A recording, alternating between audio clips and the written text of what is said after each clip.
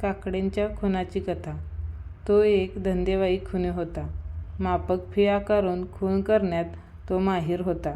खून करायचे तंत्र त्याने अभ्यास करून विकसित केले होते.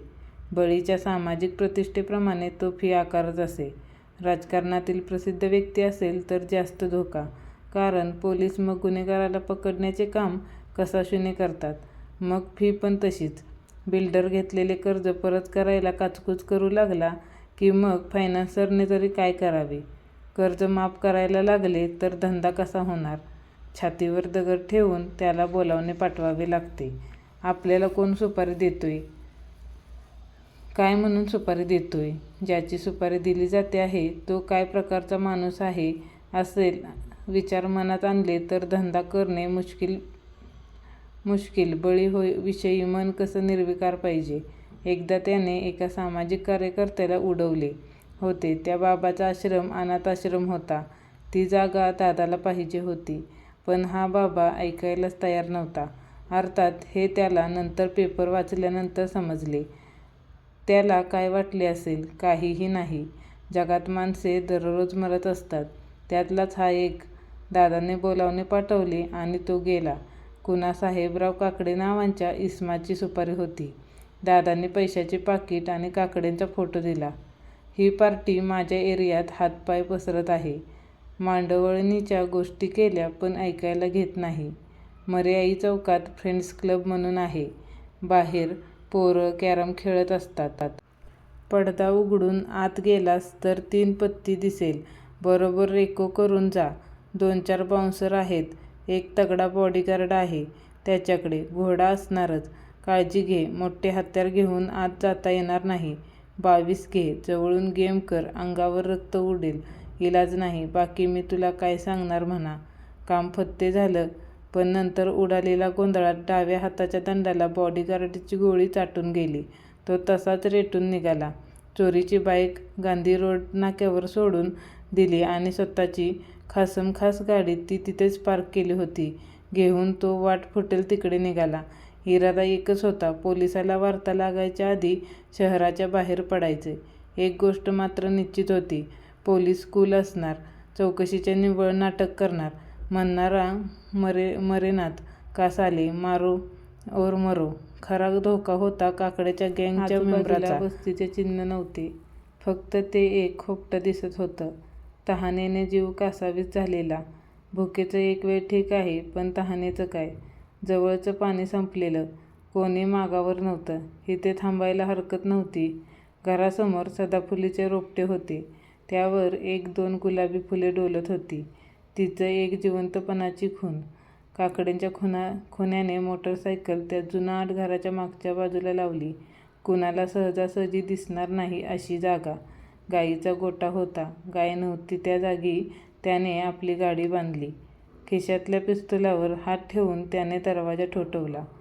एका 30-35च्या स्त्रीने दरवाजा उघडला. काय काम आहे? बाई दिसायला वाईट नव्हती. गळ्यात मणी मंगळसूत्र होते.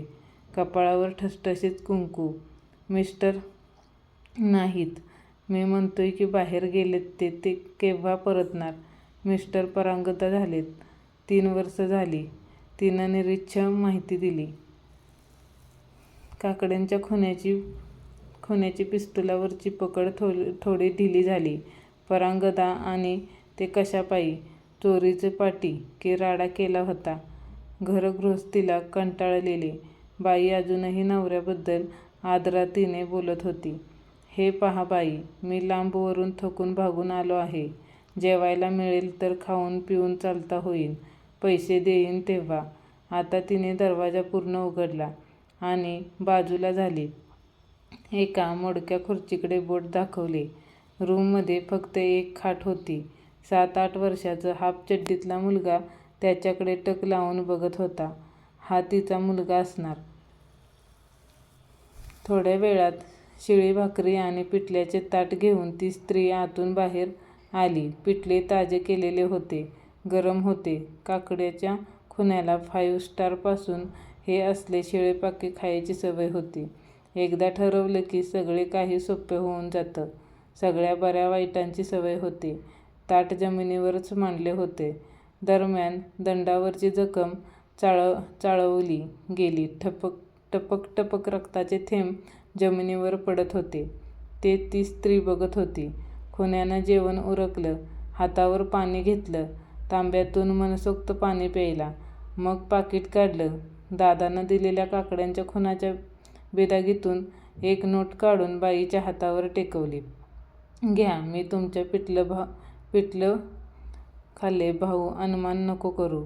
मी बाजूच्या गोठ्यात गाय कुठं आहे विकली. काकडीच्या खुन्याने गवत पसरून अंथरूण बनवले. झोप येत नव्हती. आता पुढे काय, हा विचार मनात. इथे जास्त वेळ थांबणे इष्ट नव्हते. बाई भली होती, पण कुणाचाही भरवसा नसतो. रक्त पाहून बिचकली असेल. मुलाला पाठवून कुणाला तरी बोलवून घेतले तर तो घरात आला. मगाशी रक्त टपकले होते. ती जागा आता स्वच्छ केलेली दिसत होती. इथं जवळपास कुठं पेट्रोल पंप आहे का? जवळपास नाही, बराच दूर आहे. गाडीत जेवढं पेट्रोल आहे ते संपेपर्यंत जेवढे जाता येईल तेवढे जावे. भेटला पंप तर ठीक आहे, नाही तर 1-2 करत जाईन. बरं, मी चालतो.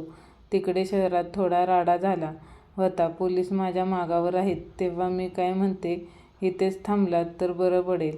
पोलीस इथपर्यंत पोहोचलेच तर त्यांना हूल देईन मी. ते माझ्याकडे लागलं. मी पाणी गरम करते, आंघोळ करून घ्या.